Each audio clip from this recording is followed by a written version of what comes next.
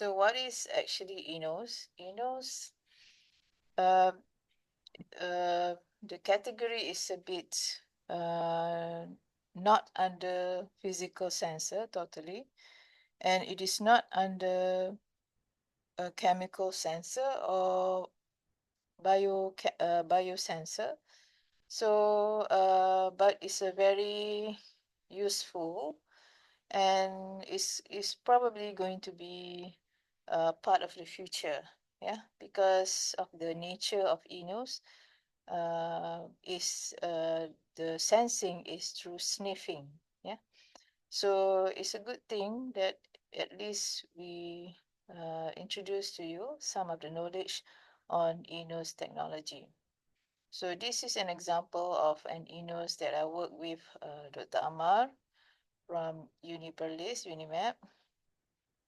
And this sensor is to sniff Ganoderma boninense infection in oil palm tree. Okay, so the good thing about enos is you don't have to do probably a very minimum sample processing, sample preparation, because you can just put the nose of the sensor towards the sample and it can be sniffed. But there are a few issues, of course, in terms of interference from the environment. Okay, so that has to be uh, resolved first before the whole set of enos can be considered reliable. Okay, so one thing is about chemical sensor or biosensor is always about the sample preparation, the sample condition.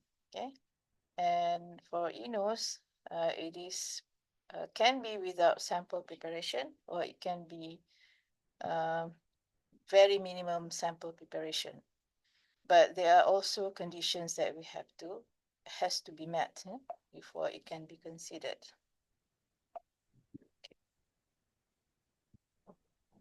Right.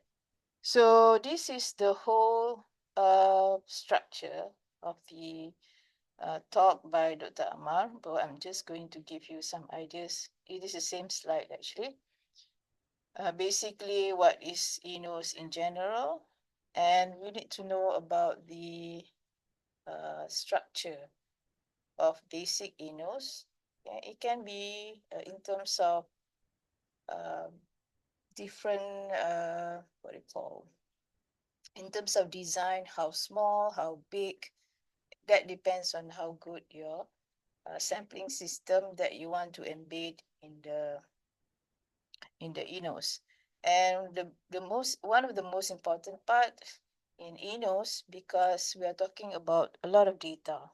Yeah, because enos, as I mentioned, is not really physical sensor where you where the sensor is responsive to resistance or responsive to uh, physical touch or temperature, pressure. No, it is responsive to certain chemicals like uh, volatile chemicals, but there is no like a layer of chemical receptors or a layer of bioreceptors on top of the sensor. So it doesn't work like what we have discussed on biosensor or chemical sensor. So in order to differentiate the analyte, okay, for enos, we have to use multivariate analysis. For those who are taking statistic, okay, so we will learn about chemometrics and multivariate soon, yeah. After Dr. Helmi, and then we have Dr. Zuli, who's going to teach about chemometrics and prediction. Okay, so let's look at this. Is basically the inside of enos. So for enos, they consist of an array of sensors. So that's the different thing between enos and biosensor and chemical sensor, because biosensor and chemical sensor you don't have that many. Probably you can have two or three, but detecting different analytes. Okay, but for enos, you need to have a series, an array of sensors, but detecting the same analyte because the data has to be pulled together and analyzed by multivariate analysis in order to identify, okay, yes, this is gas A, this is gas B. Okay, for enos, that's how it works. It does not have like a layer of um, chemical receptors or a layer of bioreceptors on top of the uh, sensor. Okay, this is just some publication, the first publication on enos. So this is enos market. Okay, so this one probably you have a new market analysis. Okay, you can also view market analysis for biosensors. Okay, the business side of it, and this is the application of enos. Yeah, so it is very useful. Let's say you want to identify good coffee. Okay, because all these like food related coffee is based on human who are expert in tasting, in sniffing, smell it. Okay, but it's difficult if we have we need to rely on human being because not all people have the same sense of smell, sense of taste. It's not standardized between the human being. So if we are to employ the same person who are very good in identifying a good quality of coffee, uh, then it's difficult because you need to employ the same person.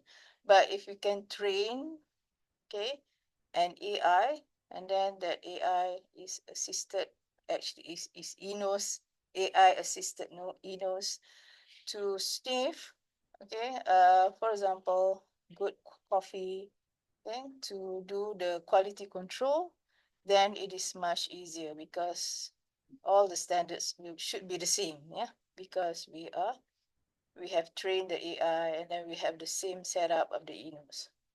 Okay, so same goes to um, enos can be used uh, to be sensor to detect toxic gases. So we have heard about the issue of gas like ammonia leaking, yeah, in certain factories, especially the factories involve oil and gas. Okay? And we also have that issue. Remember in Johor, uh, I don't remember in what year. Uh, what sungai is that? It's near the school, and then there are some issues where the school childrens become sick of the chemicals. Yeah, become sick of the chemicals, and if we can detect that early, right? So probably those schools or any public building that is close to industrial sites, and they should have an alert system. Though, so then the building can be vacated very early at early stage. Yeah. So that no issues like what happened in Johor a few years back happen again. Yeah. And then you can also apply the sensors, the enos on diagnostic as well. Because during the COVID, we have heard about dogs being used to detect the COVID-19 in airport. Yeah. So the same principle has been used, and people trying to come up with enos for this kind of disease, especially respiratory related disease.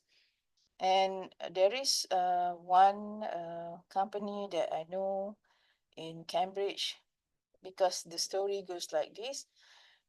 His wife actually died from lung cancer, right? So her husband is very determined to come up with a diagnostic system, and he come up with a startup producing Enos to detect cancer, starting from respiratory, or starting from lung cancer. So I think I don't know what stage is the sensor now, but they managed to get some prototypes, yeah, to detect the lung cancer by using Enos. Okay, you can also apply Enos on food and beverages. Definitely, this is something very useful. Same good, just like what I mentioned about coffee, and also about fragrance, herbs, yeah, to identify the spoilage of food, and also like what I have done with Dr. Amar, we have come up with an Enos to detect the issue of Ganoderma boninens. Is a fungus that is infecting the oil palm tree.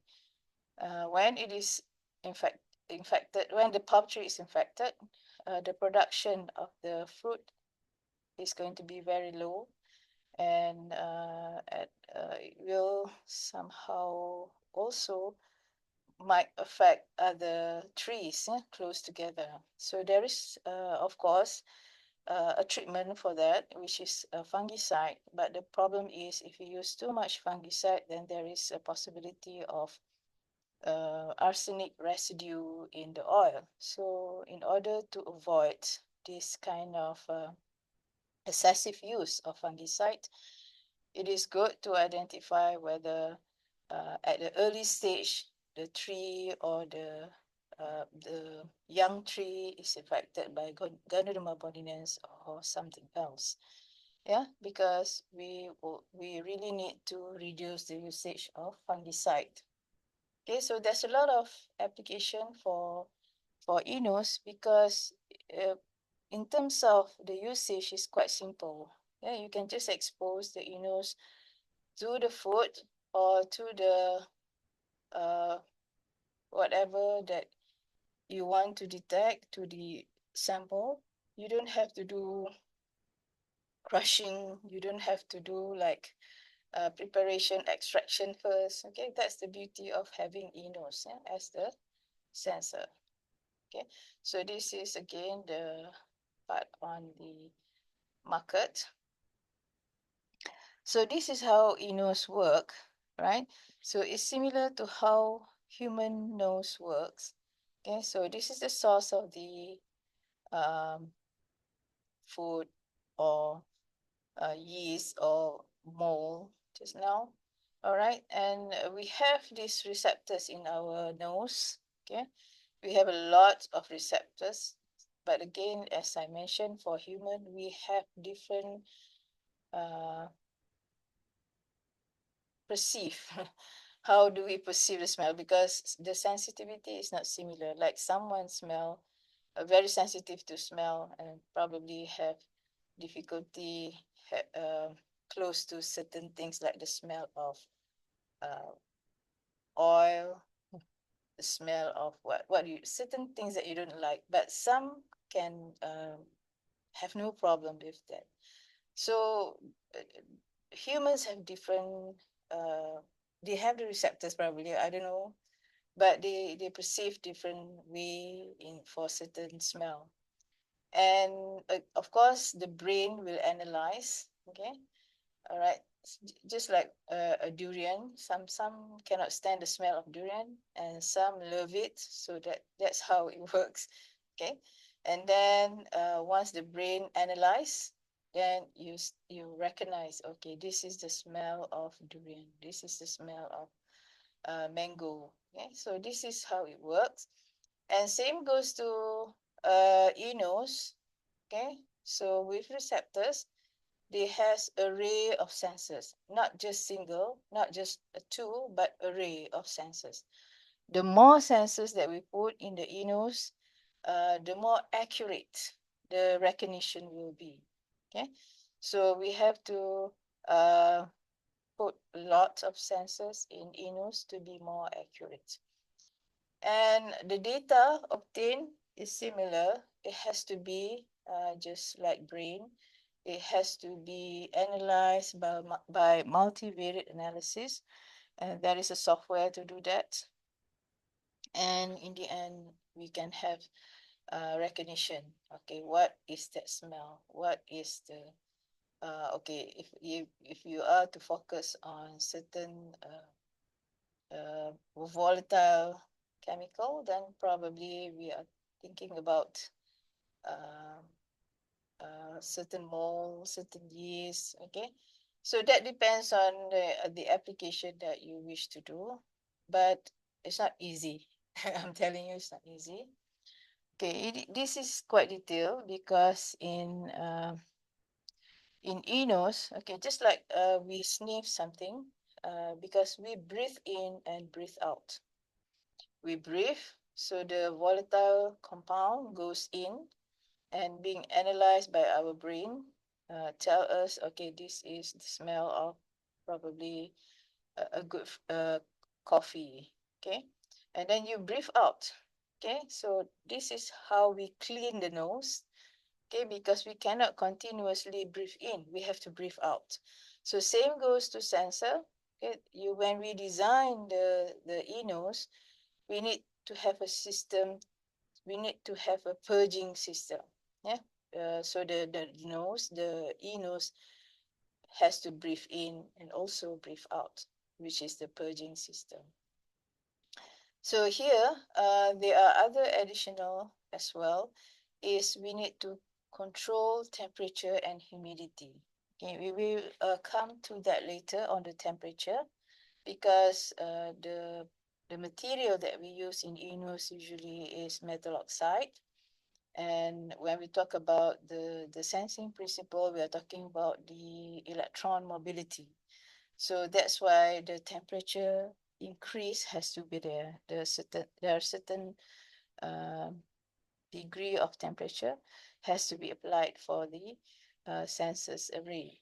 Okay, but what about humidity? Because in humidity will interfere. Okay, so will interfere with the reading. Unfortunately, this is a very big interference.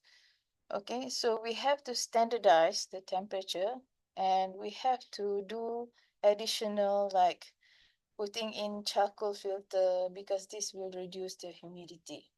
Okay, the system must also include uh, drying system. Yeah, so that's why we need to have humidity control. So our experience when we did with the nursery in Sime Darby, because they do have like 1-year-old tree already affected by the Ganduna bamboninus. Okay, so whenever that it rains, we have to stop the experiment. We have to stop the experiment. So we need to also do the experiment at certain temperature. So let's say that day the temperature is around similar. Okay, so we have to keep track.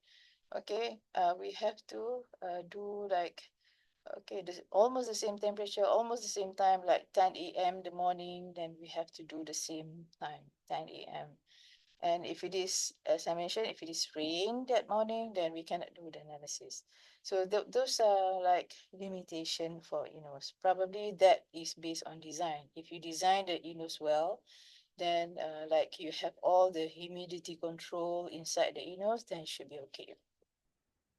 So the good thing about Enos, you can see that it works with liquid sample, okay, and also it works with solid sample. So you expose the Enos to solid, or you expose the Enos to liquid sample, because you don't have to do any extraction. Okay, you don't have to do any crushing or digestion. Okay, because the concept is sniffing, right?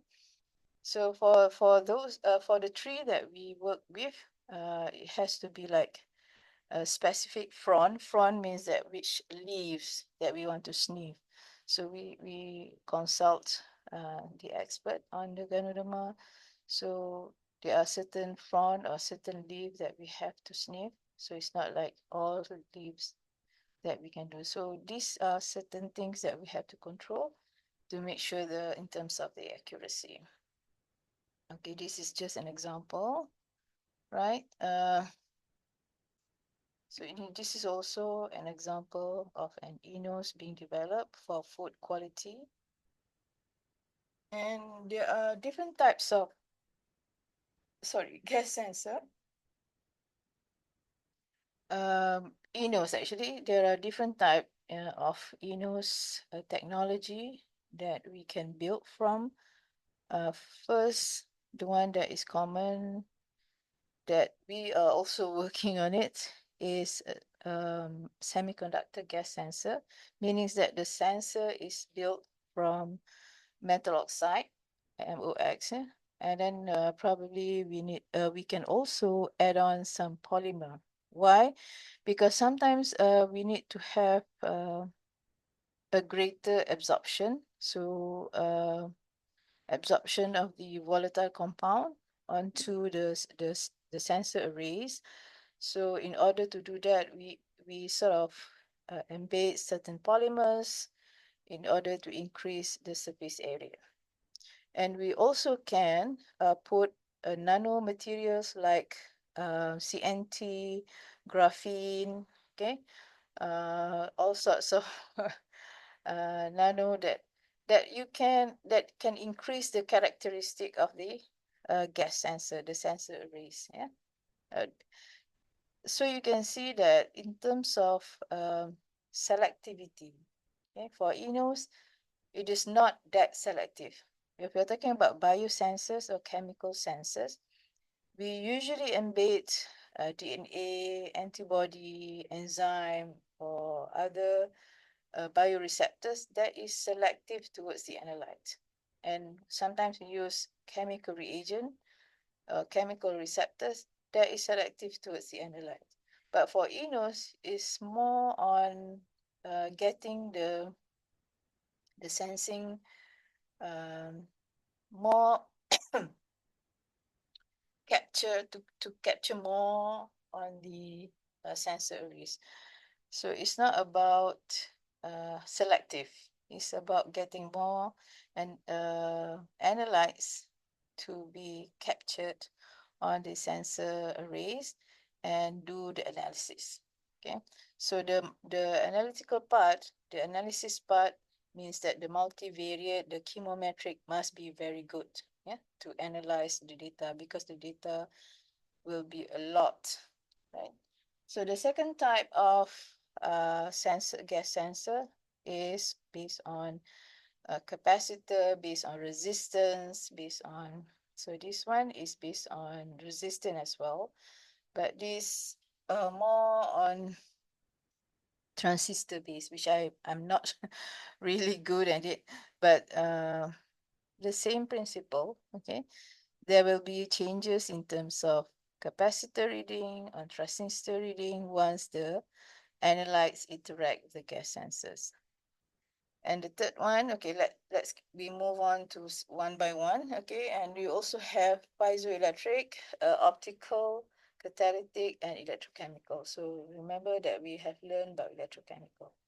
So these are different types of technology or the transducer that you can use to develop enos, but in this case, gas sensor.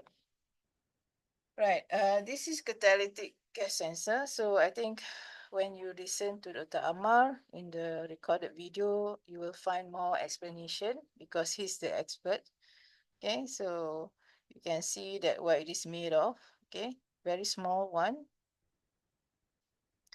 So I don't know actually what is catalytic beads, but they are based on metal. Okay, so you please listen to the Amar. And this is CAMFET just now, field effect gas sensor. The field effect gas sensor. So they need to put certain materials on top of this. They call it sauce and drain. Okay, so once it is the materials there uh, exposed to, let's say you are detecting ammonia in here, ammonia gas, then there is a change in terms of electrical conductivity, or might be apart from conductivity, you can also uh, capacitor. So these are some parameters that you can detect upon introduction of the gas or the volatile matter onto uh, the material. Okay, so in here they use CNT. That depends what kind of material that you want to use. Okay, this is the one that we work with, which is semiconductor gas sensor, MOX just now. So you can listen to the video that I also have put the video by Figaro. Figaro is the company that produced the sensor array. Okay, we can buy the sensor array from this company. And what happened is the principle is when you have clean air, which is supposed to be oxygen only, clean air. Okay, so oxygen um, will attract the electron, the free electron from the sensing material. See, so the sensing material is mostly is metal oxide. And sometimes on top of the metal oxide, we put some polymer. Uh, and we also put sometimes carbon nanotube graphene to increase the capacity. Okay, so the clean air, which is mostly oxygen, will attract the electron.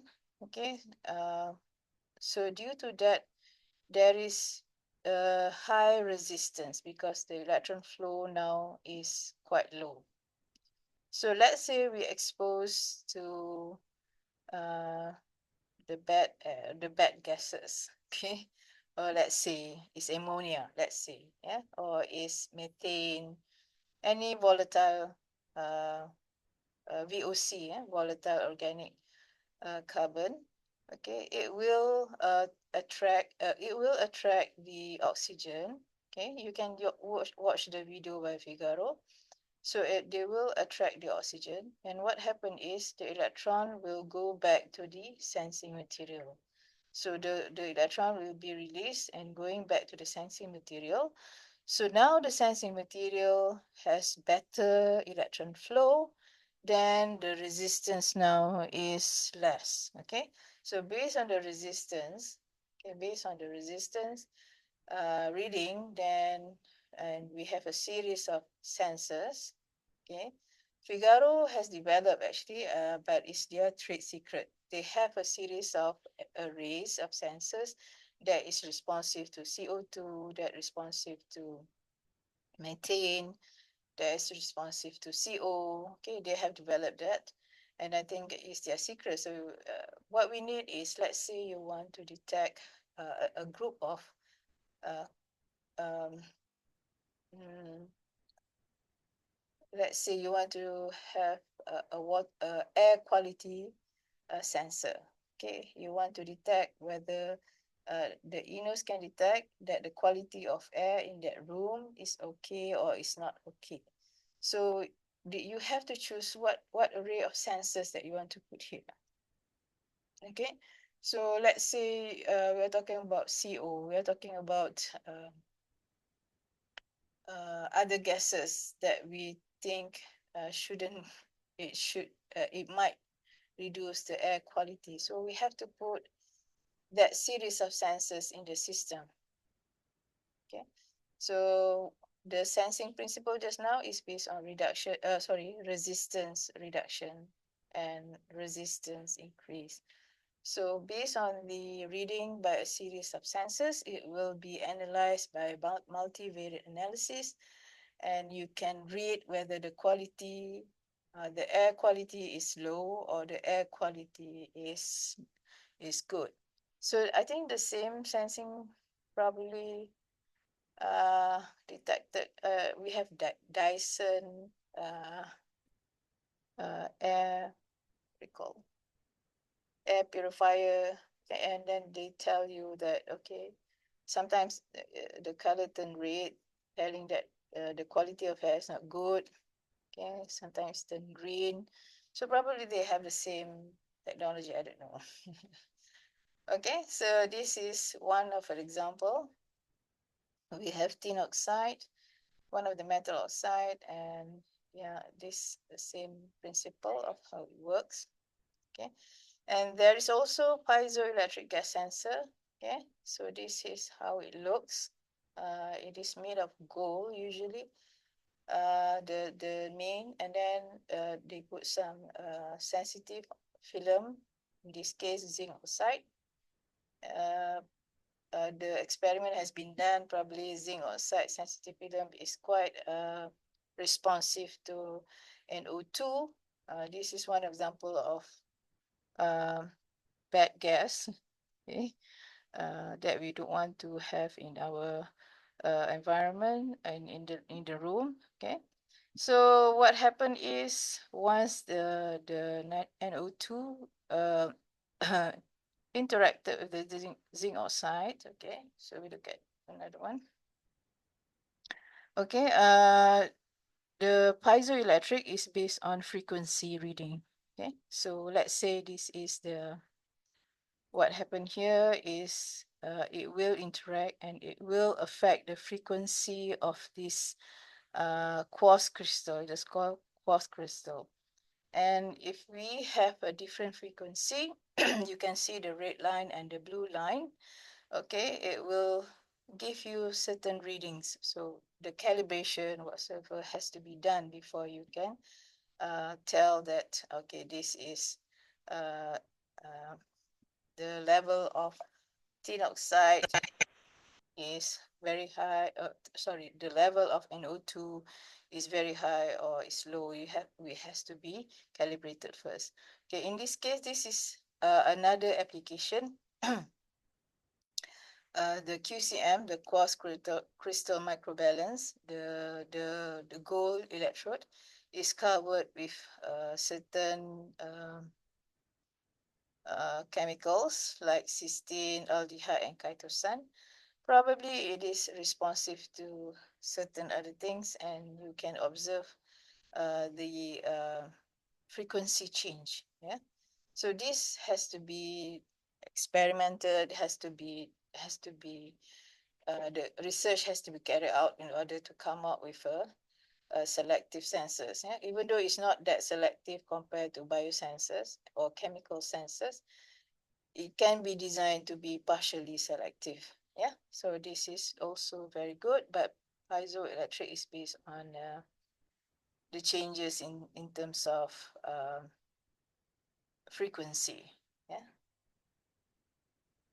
So electrochemical, remember that we have learned, so it's about current, it's about um, uh, uh, potential, so the same principle, yeah. Right, this is also very a good application in optical gas sensor. So they have this, the usage of LED, okay? And this is where the gas is exposed. So there is, I'm not so sure what did they have here. Please listen to the Tamar.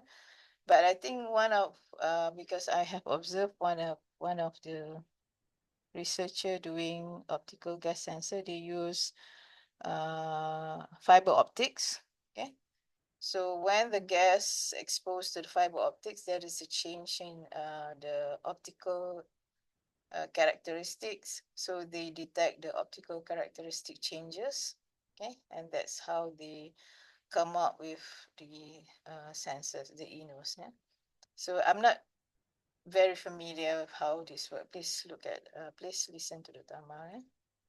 So metal oxide semiconductor. So these are some advantages and disadvantages. For example, the MOX, okay, the base semiconductor base, and the optical, the quartz crystal microbalance, and other methods. So this is something that, yeah, there's always advantage and disadvantages. Okay, let's compare with the, because we can also use GC, remember? So gas chromatography, and then we can also use GCMS, yeah, to come up with the knowing about the analytes. So let's compare with ENOS. Yeah. So if it is gas chromatography, we need to have this the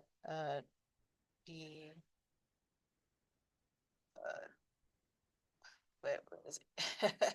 Headspace. Yeah, it is called headspace, where the sample, okay, has to be the volatile from the sample has to be sucked from here to the GC and also MS. Yeah. But for enos, we just have to expose the enos to the sample. Okay. So we probably can design a bit of headspace to collect the sample, the volatile chemical from the sample. And same, but here for gas chromatography and GCMS is based on mass. Yeah, the separation is based on mass, but for enos is based on multivariate analysis. So there is a software for you to use so that the data can be separated. And let's look at what kind of data that we have. Okay, this is an example. Yeah? Let's look at, okay. So the data will be separated into groups. Okay, how it does, okay, this is beyond my capability to explain, but this is part of a multivariate analysis. Then the order can be segregated, and then you might have like, okay, this kind of reading. You can see that from E. coli, they have different patterns. From MRSA, they have different patterns. So this is the power of the multivariate analysis. So yeah, for example, this volatile chemical compound separated. So this area is NO2. This comes from, so there is also a problem, like you can see that methanol and CH3 is very close to each other.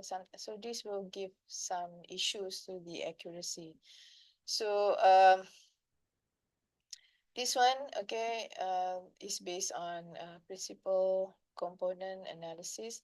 So you have to listen to Dr. Amar's talk after this, yeah.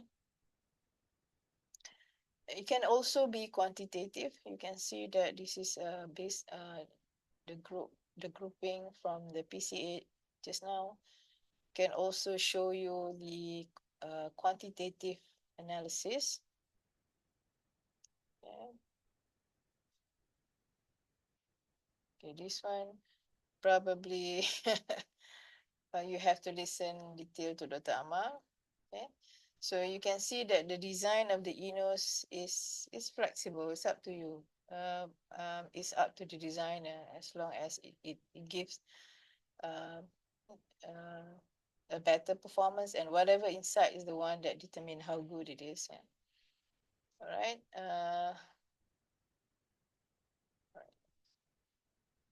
This is an example of enos. Okay, we have in Selangor, like we have a lot of problems with contamination of water, river water. So might be this is one of the best solution to monitor. Okay, I think that's the end. Right. This is a work by Dr. Amar, right? That for he did also for certain organic solvent. Okay, you can see that there is a difference. There is a difference between this chemical between this organic solvent, and you can see in terms of the signal there is a difference, but in order to come out with the analysis, the final analysis, it can be very difficult. And this is exposure to cancer cell. Okay, before it can be okay. This is prior work before the enos. Okay, I don't want to show this.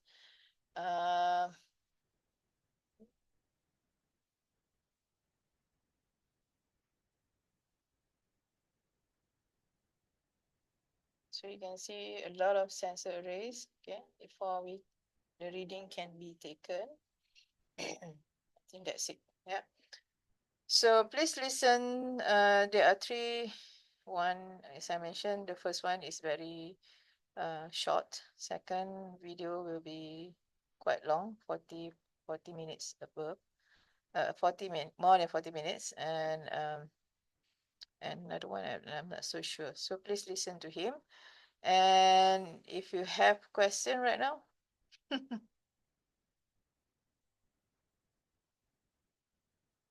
okay. So I think we should stop. So about next week, I think what we can do is I will give you sometimes because we already have two assignment. One is based on tutorial style, okay, and some of you has requested for extension. Is okay. If the system does not allow you to submit anymore, you have to submit directly to me. If you email, please tell me. If you email the assignment, please do tell me that you have submitted through email or whatnot. Okay. And the other one, the second one, yeah, please have a look at the second one as well. All right. Next week, I'm going to give you free time for you to try to finish up whatever that you have to do. Okay, so we don't have classes. We don't have class for next week, and the week after that is supposed to be